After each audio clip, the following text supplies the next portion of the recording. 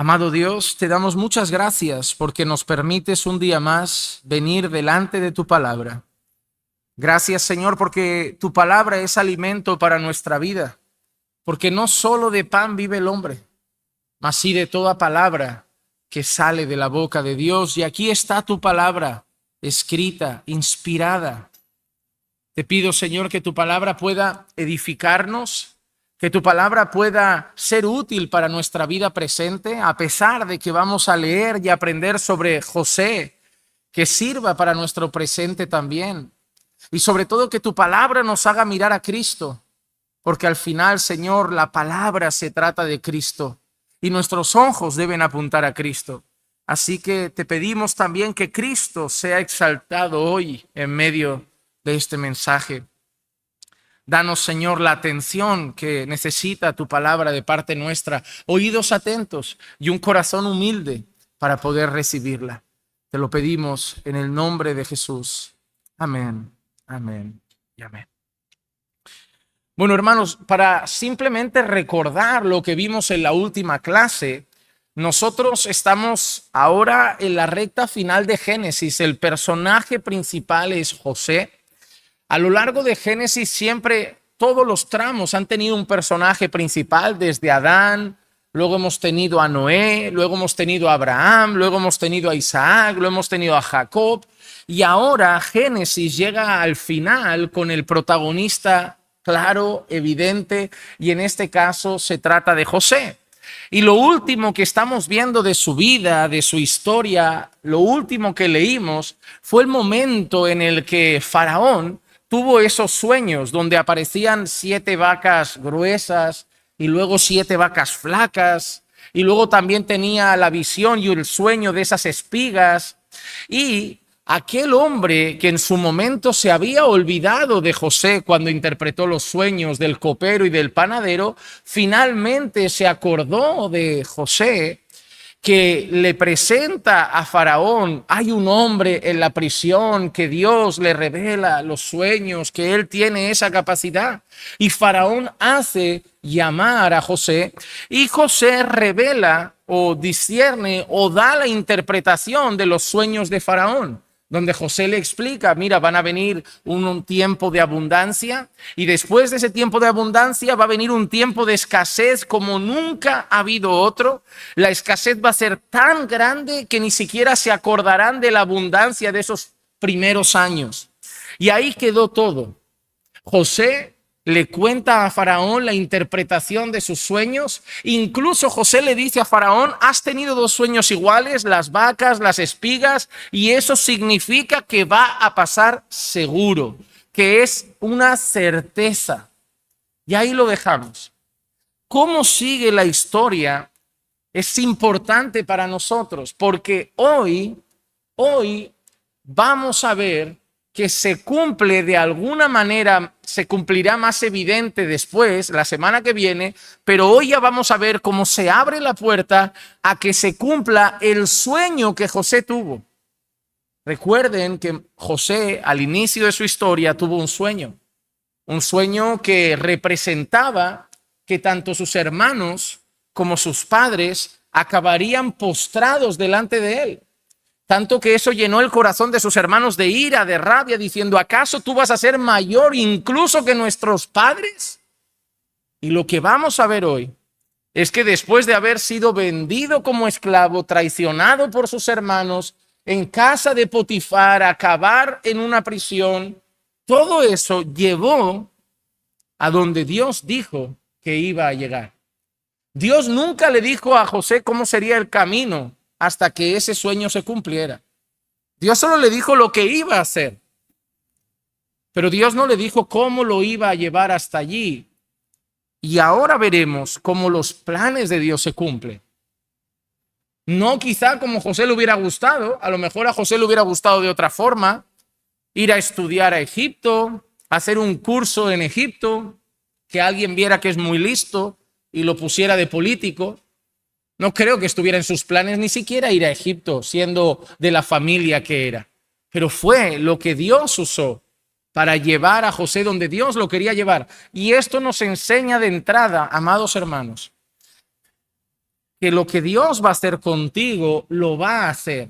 El cómo a veces no va a ser como tú esperas.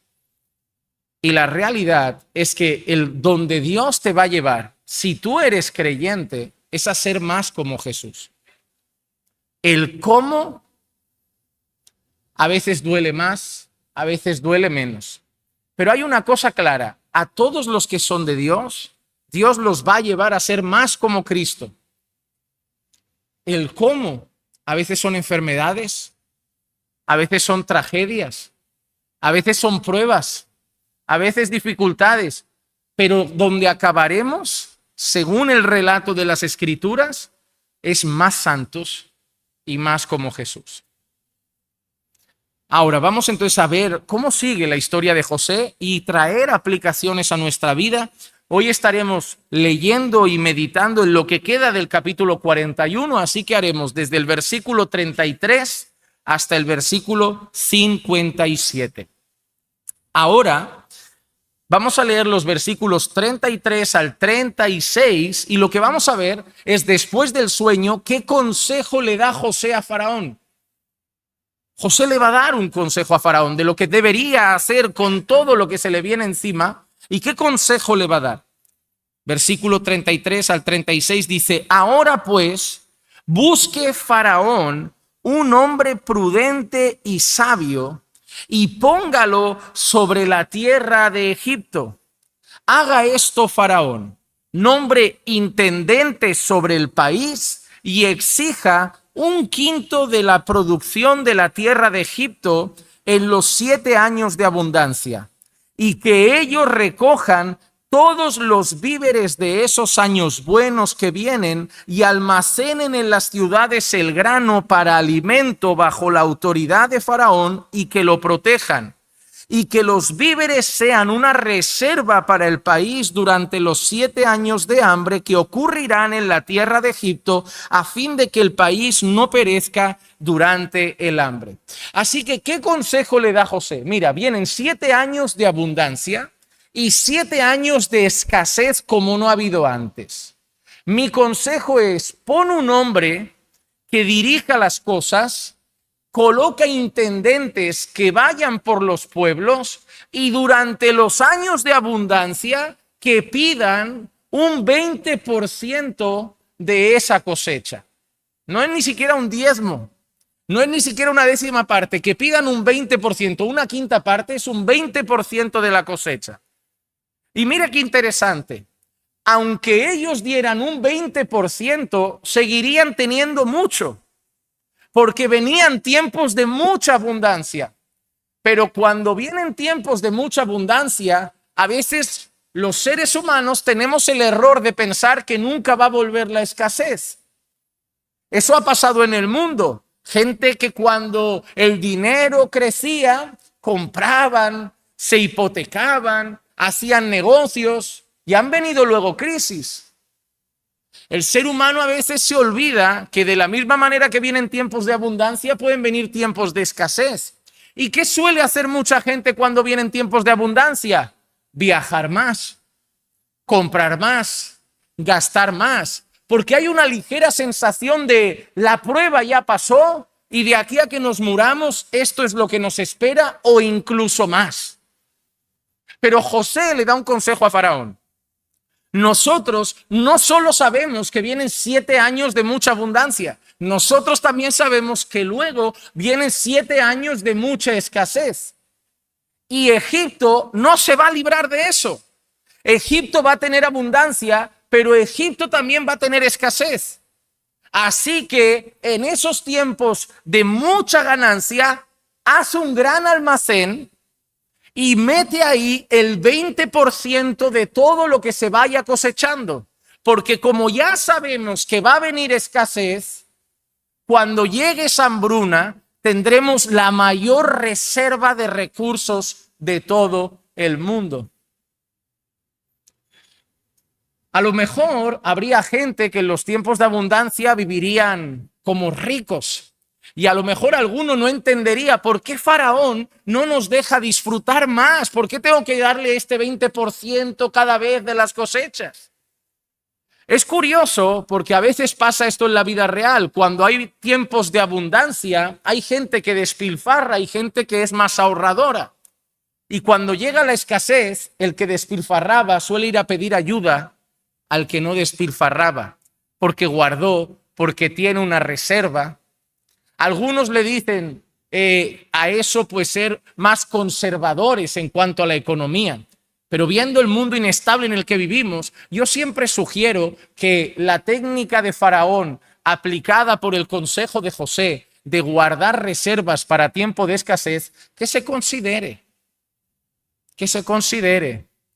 porque los tiempos buenos vienen y los tiempos buenos también se acaban.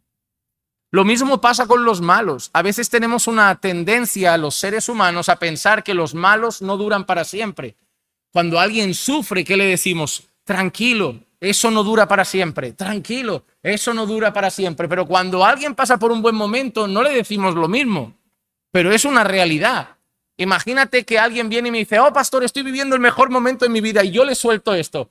Tranquilo, eso no va a durar para siempre. No, hombre, prefiero no contarle nada al pastor. ¡Qué desánimo! ¿Por qué? ¿Por qué te desanimas? Cuando me viniste a decir, pastor, estoy pasando una prueba y te dije, tranquilo, no dura para siempre, es verdad, me dio ánimo.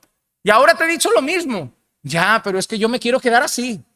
Pero esa no es la realidad. Esa no es la realidad. Si no, te animo a leer especialmente Eclesiastés capítulo 3. Hay un tiempo para todo en este lado bajo el sol. Hay tiempo de reír y hay tiempo de llorar. Hay tiempo de cosechar, hay tiempo de plantar, hay tiempo de tirar piedras, hay tiempo de abrazar. Tú lees ese capítulo. Tú lees ese capítulo. Por eso, estás pasando un tiempo de prueba. Ten fe, va a pasar. Estás pasando un tiempo bueno. Ten fe, va a pasar. Tendrás buenos y malos a lo largo de la vida varios. En todos estará el Señor. Y eso es lo importante. Eso es lo importante. Que en la abundancia estará y en la escasez estará. El secreto nuestro es poder decir como Pablo, aprendí el secreto de estar contento cualquiera que sea mi circunstancia, porque aprendí el secreto de estar gozoso en la abundancia y aprendí el secreto de estar gozoso en la escasez. Porque tanto en pruebas como en abundancia, al final Pablo que decía, todo lo puedo en Cristo que me fortalece. Así que José le ha dado un buen consejo. Haz un almacén. Busca un dirigente principal que sepa administrar todo bien. Busca gente que sepa recolectar eso y guarda el 20% de la cosecha en los tiempos de abundancia para que cuando venga la escasez tengamos una reserva grande de recursos. Cuando nosotros vimos la semana pasada que Faraón le contaba los sueños a José, hicimos también viajamos un poquito en la Biblia y vimos también otro rey que le contó a otro siervo de Dios sueños.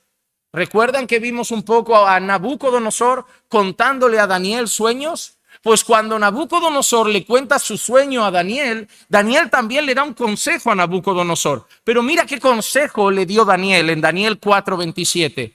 Por tanto, oh rey, que mi consejo te sea grato.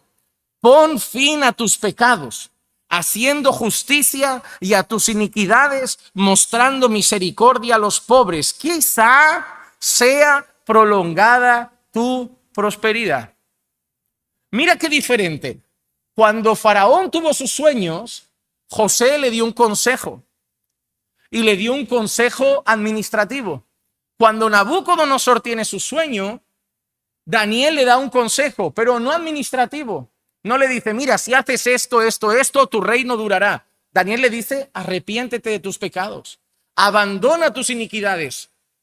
Y además Daniel le dice, y quizá tu prosperidad siga adelante. En ambos casos son reyes. En ambos casos piden consejo ante un sueño interpretado, pero el consejo que reciben no tiene nada que ver. No tiene nada que ver.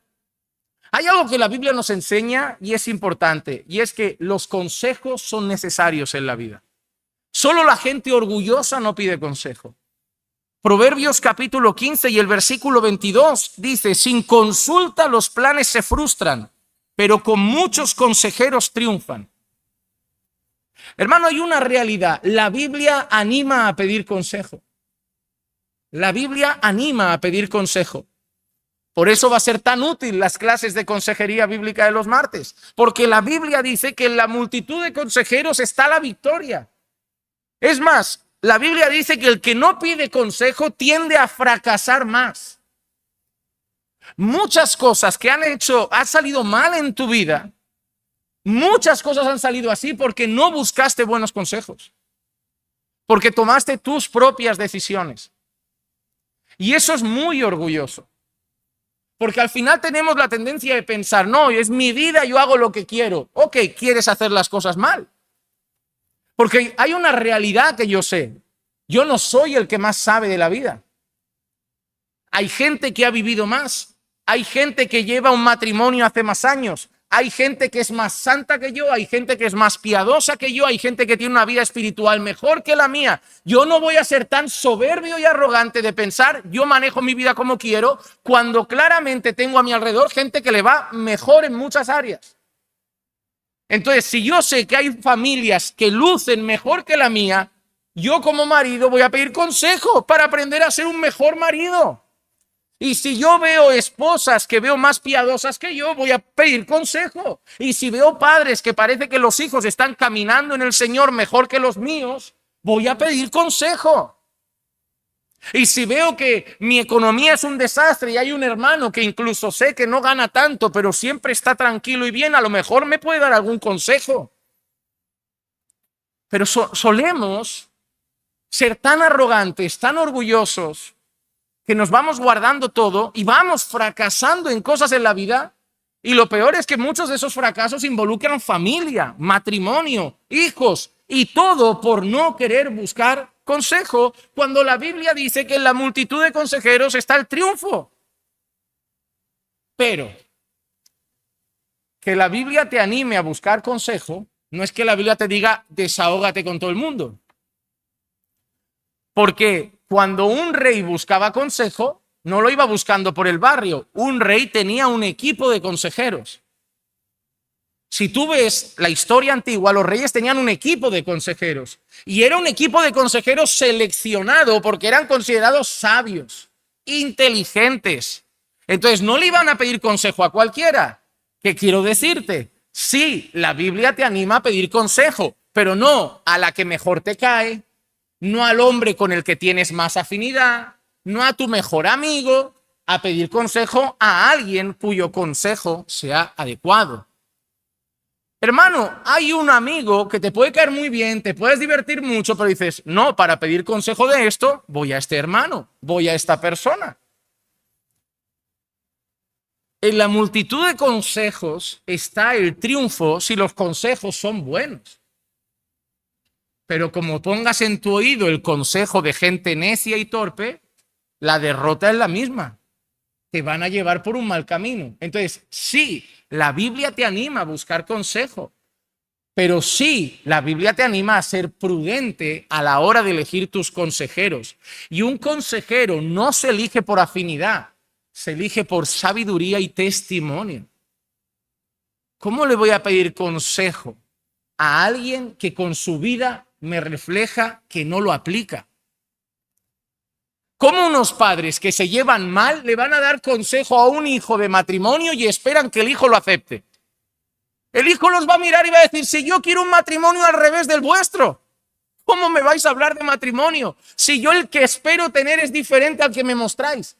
Hermano, a mí me cuesta aceptar consejo de quien con su vida muestra que no los aplica. A la hora de pedir consejo, el testimonio es muy relevante.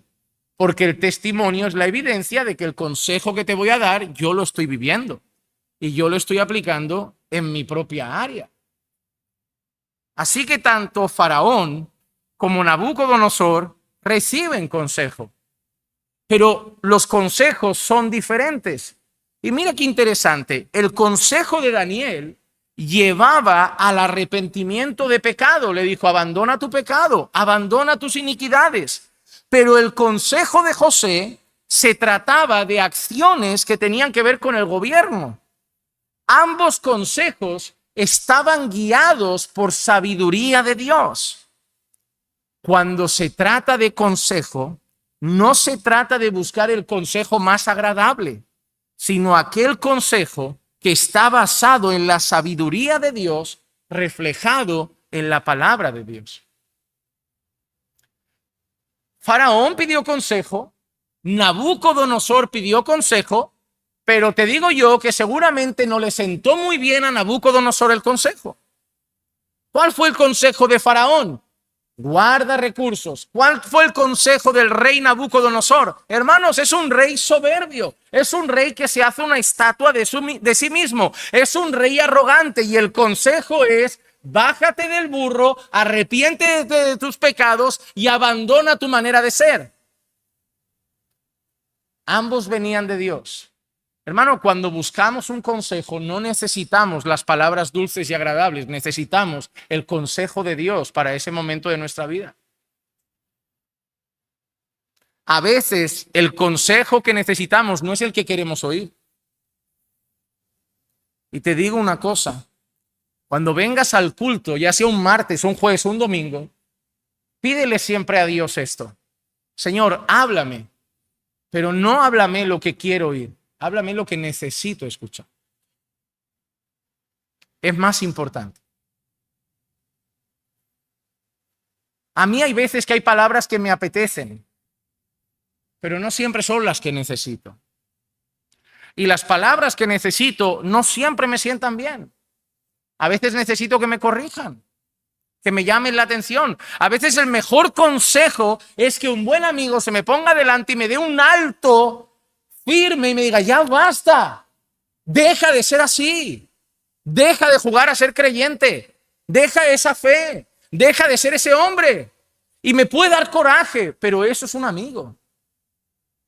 Eso es un amigo, porque el amigo es el que se arriesga a que le mires un rato con mala cara por amor a tu alma. El que no te ama prefiere seguir viendo como cada vez te ve más lejos de Dios o como cada vez ve más rota tu familia, pensando: estos acaban de aquella manera y yo no diré nada. El que te ama no te va a decir lo que quieres oír. El que te ama te va a decir lo que necesitas oír por amor a tu alma. Cuando busques consejo, tienes que estar dispuesto a escuchar lo que no querías oír. Cuando buscas consejo en gente sabia, muchas veces la sabiduría duele. Las palabras escuecen. Pero cuando son de Dios, son para el bien de tu vida. ¿Qué va a hacer ahora entonces Faraón después de recibir el consejo? Faraón va a exaltar a José. Génesis 41, versículo 37 al 45, mira qué dice: y la idea pareció bien a Faraón y a todos sus siervos. Entonces Faraón dijo a sus siervos: ¿podemos hallar un hombre como este en quien esté el Espíritu de Dios? ¡Wow, hermano! José le había dicho que escogiera a alguien para que administrase todo eso. Y después de escuchar todo el consejo, Faraón llega a esta conclusión: ¿podemos hallar un hombre como este en quien esté el Espíritu de Dios? Cuando yo leía esto, me vino una pregunta al corazón. ¿A mí me definirían de esta manera? ¿A ti te definirían así? La gente te mira y de todo lo que puede decir de ti diría: ¿podemos encontrar un joven como este tan lleno del Espíritu de Dios? ¿Podemos encontrar una hermana como esta tan llena del Espíritu de Dios? ¿Podemos encontrar un hombre como este tan lleno del Espíritu de Dios? ¿Sabes qué? Cuando yo leía este pasaje, yo le pedía algo al Señor. Le dije: Señor, cuando un día parta de esta tierra y todavía tienes tiempo para trabajar conmigo, que cuando la gente me vaya a definir, pueda definirme como un hombre lleno del Espíritu de Dios. Porque que digan que era trabajador, lo pueden decir de un mundano. Que digan que tenía una casa, lo pueden decir de un mundano. Que digan que tenía hijos, lo pueden decir de un mundano. Que diga que sabía administrar bien el dinero, lo pueden decir de un mundano. Que digan que era simpático, lo pueden decir de un mundano. Pero hay algo que no podrán decir de un mundano y quiero que lo digan de mí cuando me despidan. Era un hombre lleno del Espíritu de Dios. Y ¿sabes qué? Hay algo diferente cuando un hombre está lleno del Espíritu de Dios. Porque eso solo lo puedes decir de un hombre santo, de un hombre de Dios. Porque de ti, ¿qué dirán? Ah, es muy simpático. Bueno, yo conozco mundanos muy simpáticos, mundanos muy amables, mundanas que hacen mucha obra social, mundanas que hacen mucha obra de caridad, mundanas que atienden muy bien a sus maridos. Pero ¿sabes lo que nunca podrán decir de un mundano? Está lleno del Espíritu de Dios. Hermano, es tu oración que seas una persona llena del Espíritu Santo. Es tu oración esa. Le pides a Dios regularmente, Señor, lléname, lléname de ti. Quiero ser un hombre consagrado a ti. Quiero ser una mujer consagrada a ti. Quiero ser un padre lleno de tu Santo Espíritu. Quiero ser una madre llena del Espíritu Santo. Porque el matrimonio tiene problemas, la paternidad tiene problemas, la iglesia tiene problemas, el mundo tiene problemas, el trabajo tiene problemas. Y no quiero reaccionar a todos los problemas que tiene la vida como reacciona al mundo. Quiero reaccionar como un hombre o como una mujer lleno del Espíritu Santo. ¿Sabes cuándo se nota quién está lleno del Espíritu Santo? En los momentos difíciles. En los momentos de tensión, cuando todos gritan, el lleno del Espíritu Santo no. En los momentos de tensión, cuando se tiran de los pelos, el lleno del Espíritu Santo no. Es en esos momentos donde se va a ver si estamos consagrados a Dios, si estamos llenos de su Espíritu. En los momentos del día a día, en los buenos y agradables, todo el mundo parece estar lleno de Dios. Es en la prueba, en la enfermedad, en la dificultad, en la disputa, en la tensión. En ese momento que se ve quién es guiado por el Espíritu de Dios. Tu familia necesita un hombre lleno del Espíritu de Dios. Tus hijos necesitan una madre llena del Espíritu de Dios. No una madre que va a la iglesia, pero cuando todo se complica, actúa como una mujer normal. Una madre llena de Dios. Un padre lleno de Dios. Un esposo, una esposa llenos de Dios. Y Pablo nos llama a eso, hermano. Pablo lo dice, no os embriaguéis con vino en lo cual hay disolución. Más bien sed llenos del Espíritu Santo. Todos los creyentes tenemos al Espíritu Santo. Hemos sido sellados con el Espíritu Santo. Somos templo del Espíritu Santo. Pero otra cosa es llenarse del Espíritu Santo. Mira cómo sigue Faraón después de ver esa virtud en José, de describirlo de esa manera. Dice, y Faraón dijo a José, puesto que Dios te ha hecho saber todo esto, no hay nadie tan prudente ni tan sabio como tú. ¡Qué descripción! Lleno del Espíritu Santo, prudente y sabio. Faraón no es un hombre disparatado. Tiene probablemente la nación más poderosa del momento, así que es un hombre que seguro sabe hacer las cosas. Y va a poner a su primer ministro a su mano derecha, y 3 virtudes ha visto en él: lleno del Espíritu de Dios, prudente y sabio. Hermanos, son cualidades que nosotros deberíamos cultivar. ¿Te consideras una mujer prudente al hablar, al escuchar, al estar con amigas? ¿Eres una mujer prudente y sabia? ¿Eres un hombre prudente y sabio en lo que ves, en lo que escuchas, en las películas que eliges poner en tu casa, en las series que entran por tu televisión? Yo no sé cómo vives en privado, pero pregúntate si tu tele, tu ordenador, tus redes sociales definen a alguien prudente, sabio y lleno del Espíritu Santo. Dice, tú estarás sobre mi casa y todo mi pueblo obedecerá tus órdenes. Solamente en el trono yo seré mayor que tú. Y Faraón dijo también a José, mira, te he puesto sobre toda la tierra de Egipto. Mira qué interesante, ¿eh? Potifar puso a José sobre toda su casa. En la cárcel pusieron a José sobre los presos. Pero ahora Faraón acaba de poner a José sobre toda la tierra de Egipto. Mira qué expresión le ha dicho. Salvo en el trono donde yo estoy, todo lo demás tú estarás por encima de todo el mundo. Solamente no me superarás a mí.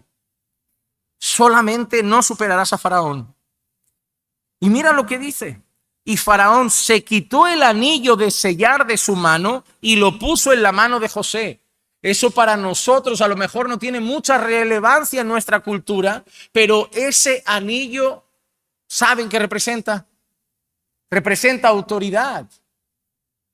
Cuando antes un rey mandaba una carta o un comunicado, usaban ese anillo como un sello, y donde el sello estaba, eso daba autoridad para que el mensaje llegase a cualquier lado. Es como si Faraón le hubiera concedido a José poderes para actuar en su nombre. ¿Saben cuando le damos poderes a una persona para que en nuestro nombre compre una casa, compre una vivienda, haga una transacción? Cuando Faraón se quita el anillo del sello de la casa real y se lo da a José, es decirle a José, vas a actuar en mi nombre.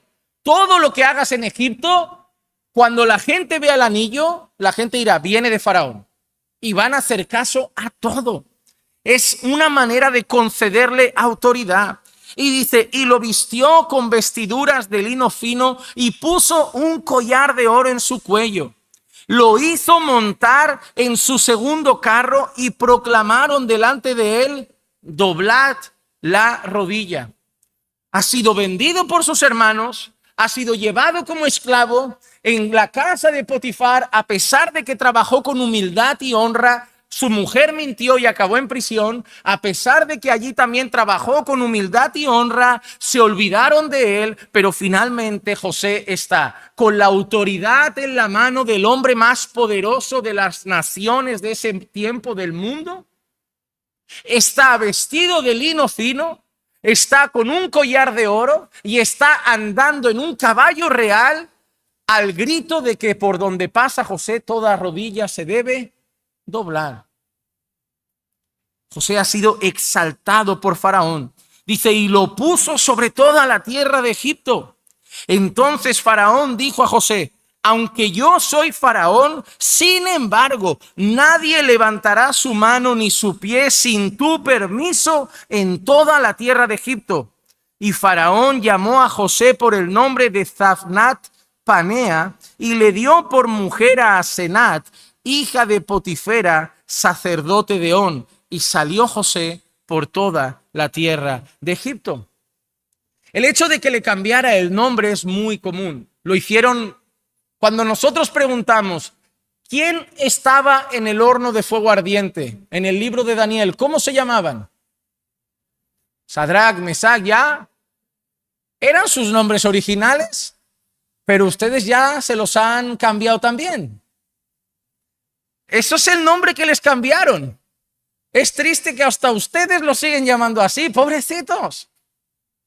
Pero la verdad es que no se acuerdan de los nombres originales. Están en la Biblia, ¿verdad? Si yo les preguntase cuáles eran los nombres originales de Sadrac, Mesac y Abednego, la mayoría de ustedes no se acordarían. Y eso es lo que pretenden. Eso es lo que pretendía el Faraón.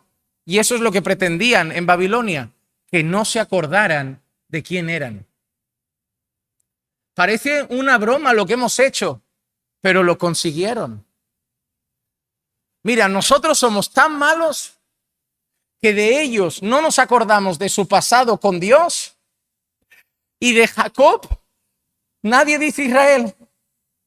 Solo nos acordamos de su pasado malo. Esa es la tendencia del ser humano.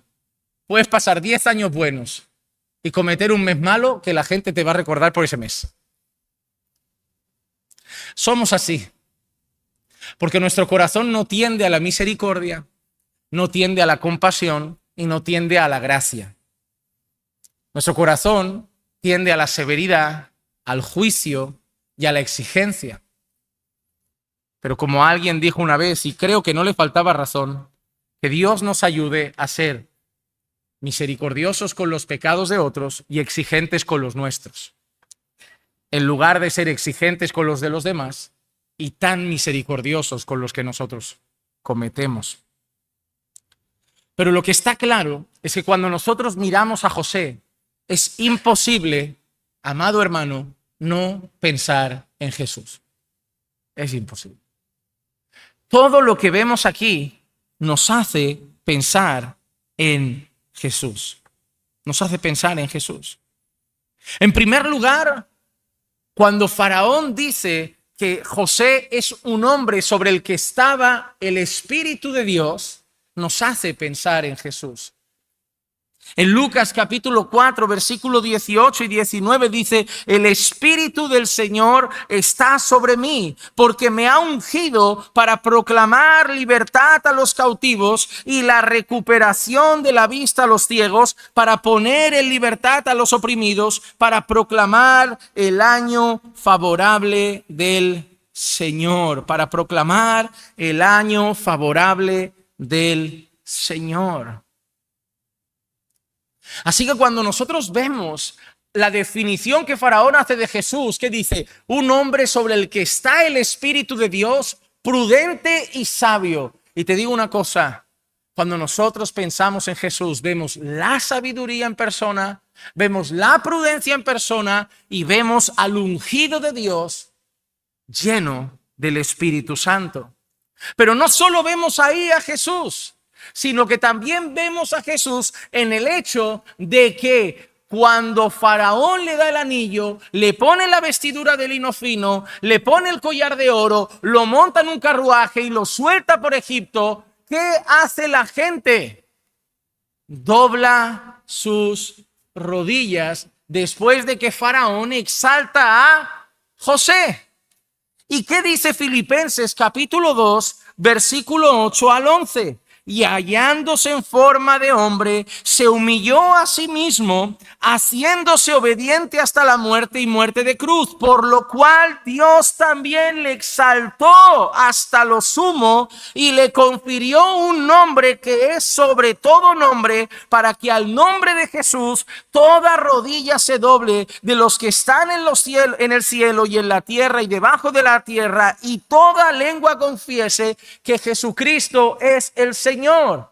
Déjame decirte algo: a José lo traicionaron sus hermanos y a Jesús lo traicionó la gente también. José fue expuesto y humillado y Jesús fue expuesto y humillado, pero finalmente Faraón le da un anillo de autoridad a José y Dios le da el cetro de poder a Jesús. Jesús le dijo en una ocasión a sus discípulos: toda autoridad me ha sido dada en el cielo y en la tierra. Cuando vemos las profecías, dice que Jesús tendría el cetro de justicia en su mano y que reinaría con poder. Y así como José pasa de estar vestido de miseria a estar vestido de gala, así Jesús pasa de la humillación del Calvario a la resurrección vestido en gloria. Y de la misma manera que Faraón dijo: tú vas a tener autoridad sobre todo Egipto, el Padre dijo: tú vas a tener autoridad sobre todo el universo. Y de la misma manera que Faraón dijo: toda rodilla se doblará por donde pase José, el Padre ha dicho que un día toda rodilla se doblará delante de Jesús y confesarán que Él es el Señor. José nos hace pensar en un José mayor. José nos hace pensar en el Señor Jesucristo. Y hay algo curioso. José se humilló y fue exaltado. Jesús se humilló y fue exaltado.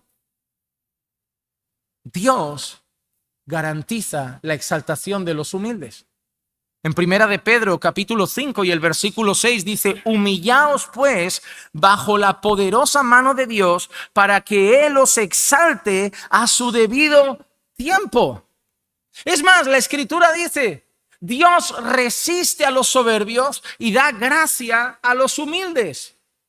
Cuando Daniel se mantiene humilde en Babilonia, acaba siendo exaltado por Nabucodonosor también. ¿Recuerdan? Daniel capítulo 2, versículo 48 dice: entonces el rey engrandeció a Daniel y le dio muchos y espléndidos regalos y le hizo gobernador sobre toda la provincia de Babilonia y jefe supremo sobre todos los sabios de Babilonia.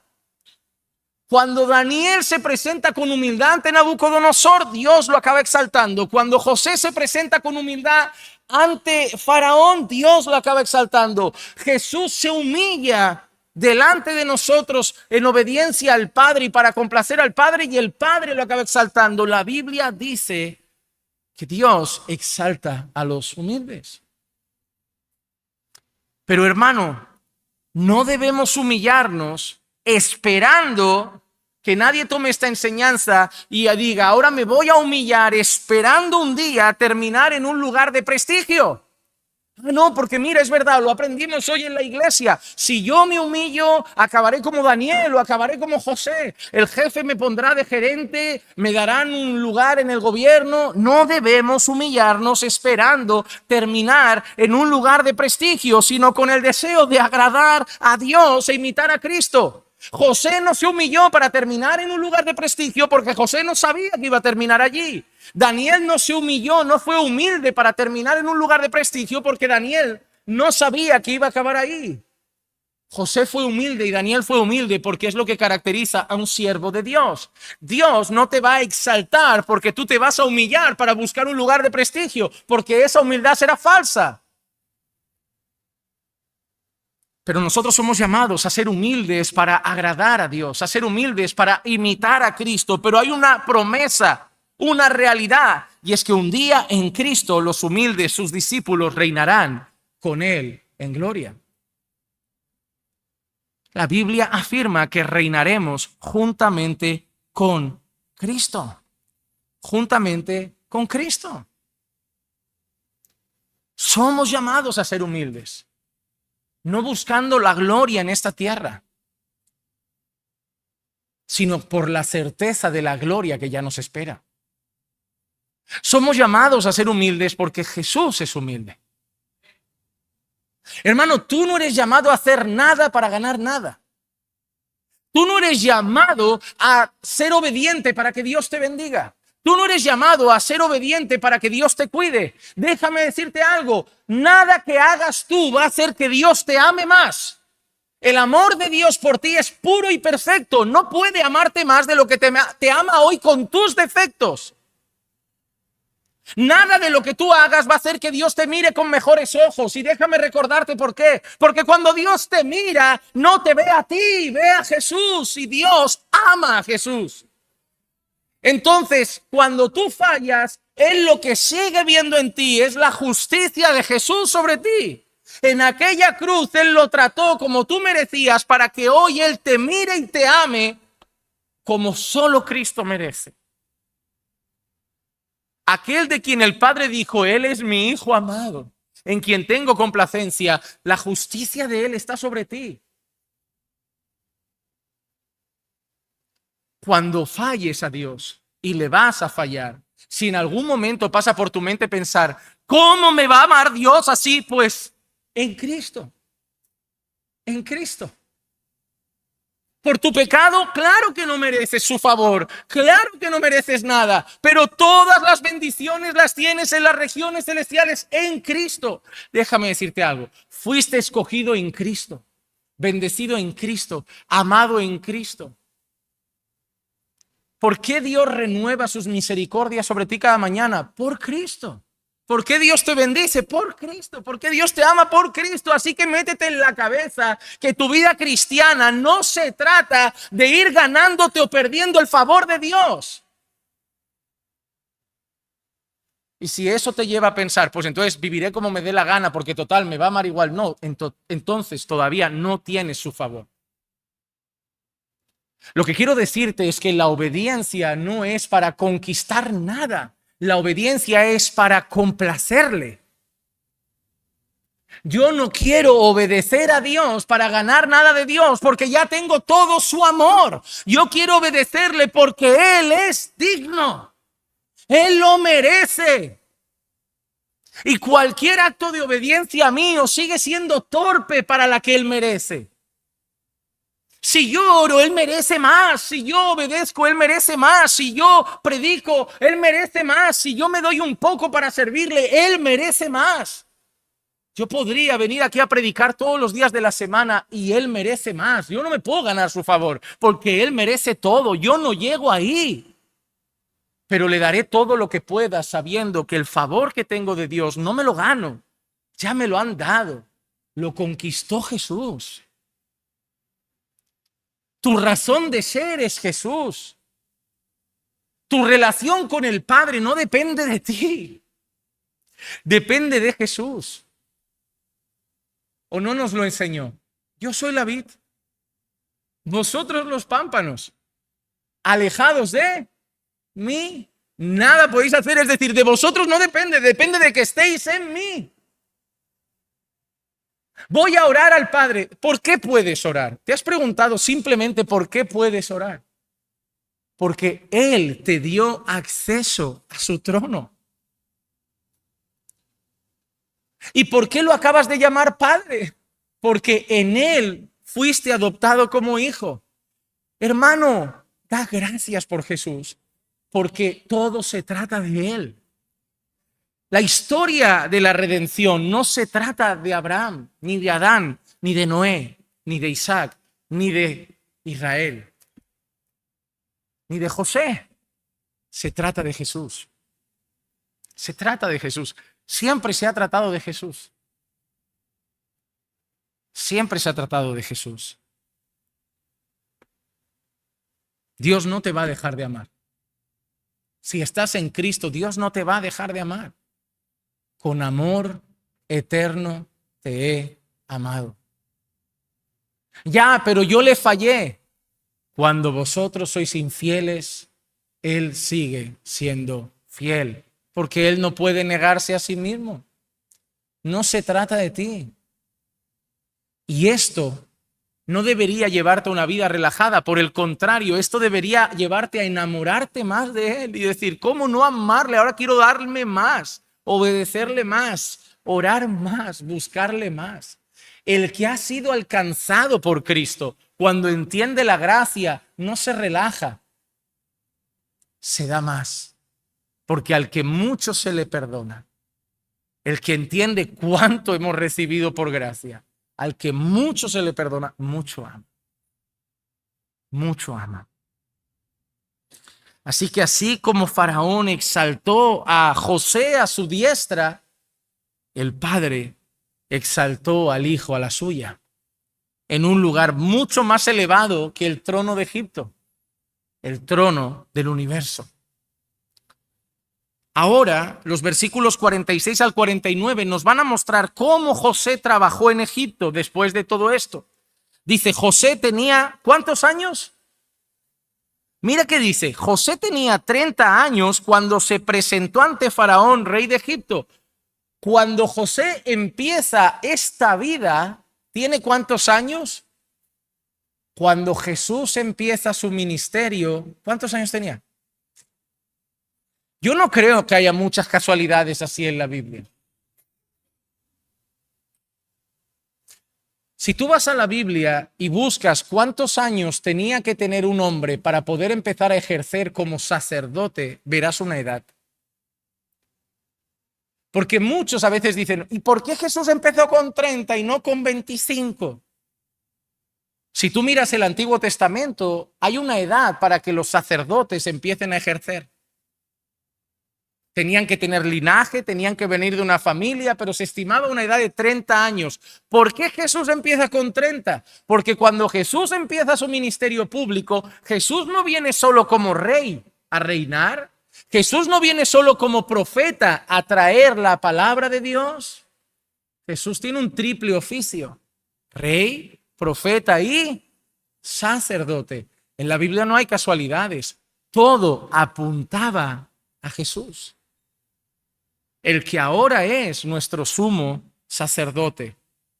José tenía 30 años cuando se presentó ante Faraón, rey de Egipto, y salió José de la presencia de Faraón y recorrió toda la tierra de Egipto, y produjo la tierra a manos llenas durante los 7 años de abundancia, y él recogió todo el fruto de esos 7 años de abundancia que hubo en la tierra de Egipto, y guardó el alimento en las ciudades, y guardó en cada ciudad el fruto de sus campos circunvecinos. Así José almacenó grano en gran abundancia como la arena del mar hasta que dejó de medirlo porque ya no se podía medir. Así que José trabaja y trabaja con inteligencia, guarda, almacena, administra. Eso también nos habla de una buena virtud de José. Porque si te paras a analizar la vida de José narrada en Génesis, mira lo que vemos. José supo dirigir el trabajo de la casa de Potifar y el trabajo de responsable en la prisión de Egipto. Hermano, en la casa de Potifar fue excelente y en la prisión de Egipto, excelente. De la misma manera, sabe cómo dirigir la administración de los recursos en toda la tierra de Egipto. Por lo tanto, no se trataba de la casa o de la cárcel o del palacio. Se trataba de la actitud y del corazón de José. José era un buen siervo. Hay gente que aspira a servir en un lugar cuando no sabe servir bien en uno más pequeño. Hay gente que aspira a guiar a 20 personas cuando no guía a 2 que tiene muy cerca. Hay gente que aspira a ser un gran misionero en África y ni siquiera ha predicado a los de la calle enfrente de su barrio. A veces tenemos aspiraciones que no son coherentes con nuestra realidad. Parece que a veces no nos conocemos. ¿Sabes? A José lo ponías en una casa y la administraba bien. Lo ponías en una cárcel y la administraba bien. Lo ponías en Egipto y lo administraba bien. Así que podemos decir algo, José era un buen administrador. ¿Te has dado cuenta unos requisitos que Pablo pide de los pastores? Que gobiernen bien porque si no pueden gobernar bien su casa, ¿cómo gobernarán? O sea, un hombre que no es capaz de administrar una familia de 4, ¿cómo administra una familia de 40? ¿De 100? Se le va a ir de las manos, ¿no? Se te van de la mano 2 niños, ¿cómo no se te van a ir de la mano 50 personas? ¿Estás loco y tirándote de los pelos con 3 criaturas? ¿Qué pasará cuando tengas 30, 40, 100? Es lógico también. No se trata solo a veces de carácter, se trata de realidades. Por ejemplo, yo he conocido hombres que sueñan con tener una empresa y yo los miro y a veces les digo, o les diría, vas a quebrar. El negocio no te parece bien, el negocio es excelente, pero mira tu casa. Ha habido ingresos, dinero y siempre te va mal porque no sabes administrar. La idea es buena, pero eres un pésimo administrador. Ese negocio en manos de otro iría bien, en las tuyas no va a fluir. Y es triste porque hay hombres que pueden tener grandes ideas, pero no tienen grandes virtudes. No saben administrar. Tienen aspiraciones. Hermano, mira, te voy a decir una cosa, eso se lo digo a todo hombre. El mejor lugar para saber cómo tirar en un lugar más grande es tu casa. Nadie puede considerar que va a ser un buen gerente de 20 trabajadores si no es un buen gerente de 3 familiares. Nadie puede considerar que va a saber administrar los tributos, los impuestos, las facturas, la economía de una empresa si no sabe administrar la economía de una pequeña casa. Un jefe que va a tener que lidiar con trabajadores descontentos, con clientes descontentos, con reclamaciones y con quejas, no va a poder hacerlo si no tiene paciencia para lidiar con quejas de una mujer y de 2 hijos. Tu casa es un gran terreno para probarte si tú puedes administrar algo mayor. Lo que no tiene mucho sentido es que no seas capaz de administrar una pequeña ferretería y quieras administrar el Bauhaus, el Obramat o el Leroy Merlin. No sabes administrar tu casa y te postulas a presidente de la nación. José nos enseñó algo. ¿Qué me das? Una casa, la administro. ¿Qué me das? Presos, una cárcel, la administro. ¿Sabes qué ha probado José? Yo puedo administrarte algo mayor, puedo administrar un palacio, puedo administrar una nación. Es simplemente multiplicar la cantidad de cosas administradas, pero el corazón del administrador es el mismo. José trabajó con humildad, pero también trabajó con inteligencia, con dedicación, con honradez, con sabiduría. Y eso eran. A veces pensamos, Dios puso a José ahí. Perfecto. Perfecto, estoy completamente de acuerdo. Dios puso a José ahí, pero Dios también le dio una capacidad a José para estar ahí. Dudo, de verdad te lo digo, cuando veo a alguien en una posición que me dice, Dios me ha puesto ahí, y esa posición la hace mal, yo soy de pensar que el Dios que llama capacita. Y que si alguien ahí no sabe hacerlo, quizás que se tiene que plantear si Dios lo quería en ese lugar. A veces nuestro corazón decimos que es Dios. No, Dios quiere que haga. ¿Dios o tu corazón? Si Dios te llama, Dios te capacita, como a José. Dios lo puso como gobernador de Egipto, pero le dio un corazón que desde la casa de Potifar, la prisión hasta Egipto, sabía gobernar bien. ¿Qué nos narra ahora el texto, ya llegando al final? Ahora el texto nos va a presentar los hijos de José. Versículos 50 al 52 dice, y le nacieron a José 2 hijos antes de que llegaran los años de hambre, los que le dio a luz a Senat, hija de Potifera, sacerdote de On. Y al primogénito José le puso el nombre de Manasés. Y vamos a ver el significado, porque dijo, Dios me ha hecho olvidar todo mi trabajo y toda la casa de mi padre. Cuando José ve ese hijo, José entiende, Dios me ha hecho olvidar todas mis penurias, todo lo malo, toda la fatiga, todo lo que quedó atrás, todo lo que me han hecho mis hermanos. Y al segundo hijo le puso el nombre de Efraín, porque dijo, Dios me ha hecho fecundo en la tierra de mi aflicción. Y eso es algo hermoso. José no niega que esa ha sido la tierra de su aflicción. José no niega la prueba. José no niega lo mal que lo ha pasado, pero José también ve que Dios le ha honrado ahí. Y ese es el nombre que le pone al segundo hijo, Efraín. Dios me ha hecho fecundo en la tierra de mi aflicción. Y terminamos con los últimos versículos 53 al 57, donde Moisés va a narrar ya la llegada de la hambruna al mundo.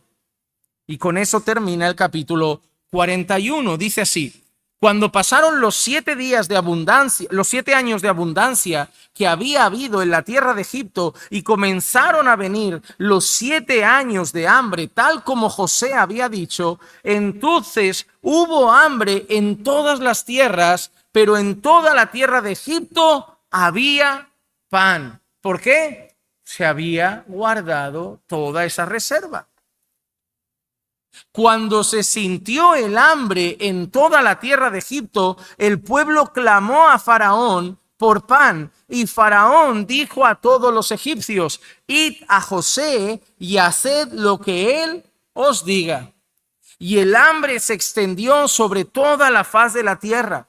Entonces José abrió todos los graneros y vendió a los egipcios, pues el hambre era severa en la tierra de Egipto. Y de todos los países venían a Egipto para comprar grano a José, porque el hambre era severa en toda la tierra. Así que cuando todo el mundo estaba en crisis, Egipto se enriquece más, porque no regaló el grano, no regaló el pan, hizo negocio como con las mascarillas en la cuarentena. Ahora te compras una mascarilla y te dice el de la farmacia, te la regalo. Antes costaban 20 euros. Y solo las podías usar 2 veces. Porque, hermano, algo que el mundo sabe es que cuando vienen crisis, para algunos vienen oportunidades.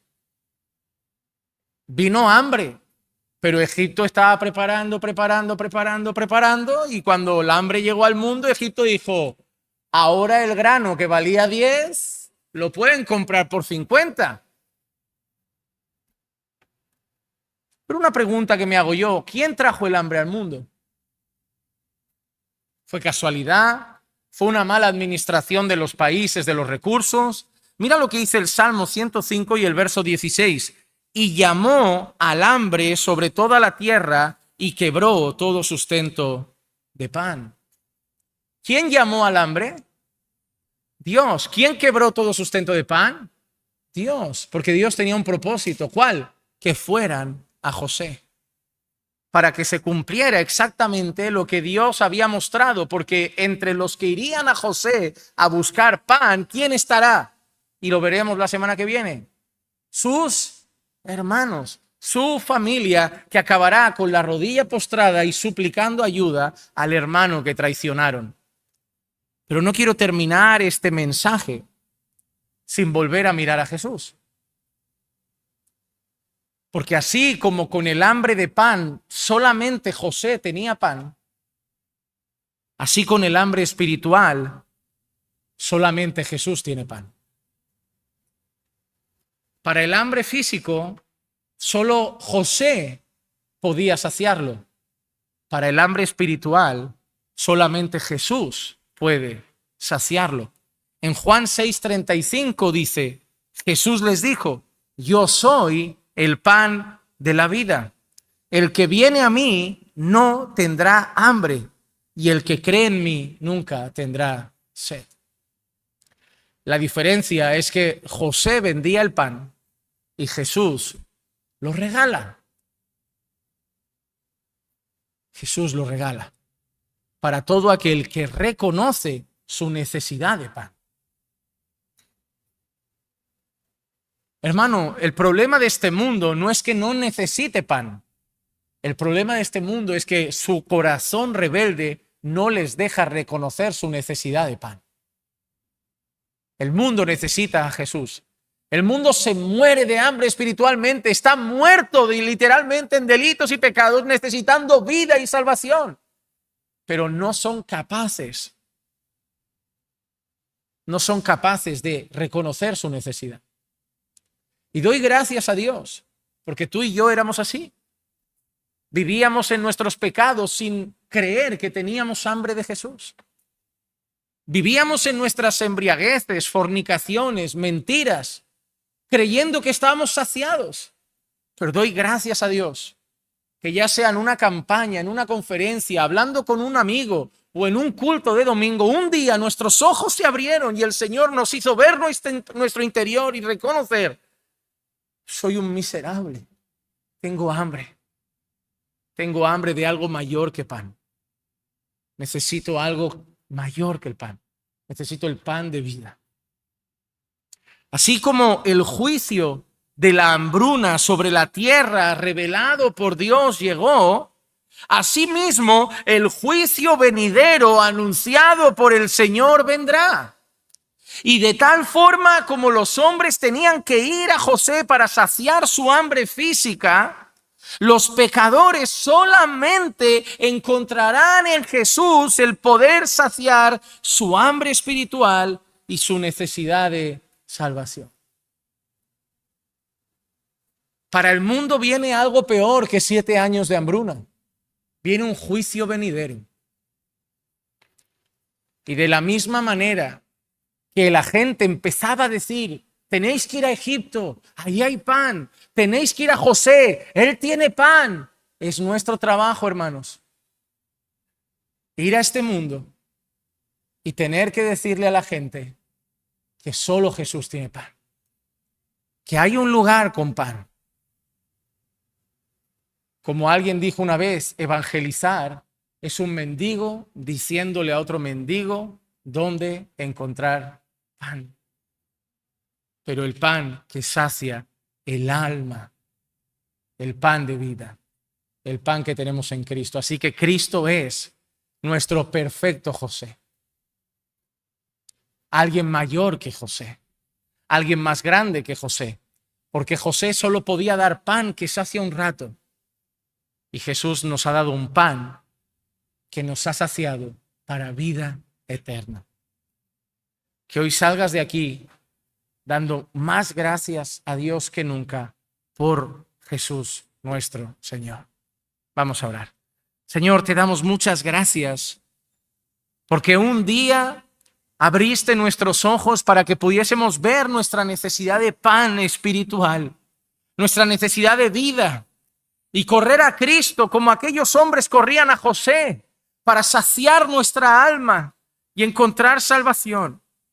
Gracias, porque tú le diste autoridad, tú lo vestiste de gloria y tú le diste un nombre que es sobre todo nombre. Y un día toda rodilla se doblará y confesará que Jesús es el Señor, pero nosotros lo confesamos hoy, lo reconocemos ya. Y solamente porque tú abriste nuestros ojos y nos permitiste ver. Gracias por nuestro Señor Jesucristo. Por Él podemos orar. Por Él nos amas. Por Él nos escogiste. Y por Él tenemos vida eterna. Gracias, Señor, te damos por Él. Nuestro Rey de Reyes. Nuestro profeta. La palabra. El mensaje definitivo. Y nuestro sumo sacerdote, quien está a tu diestra, nuestro abogado fiel. Por Él te agradecemos y en su nombre oramos, en el nombre que es sobre todo nombre, en el único nombre en el que podemos ser salvos, en el nombre de Jesús. Amén. Amén.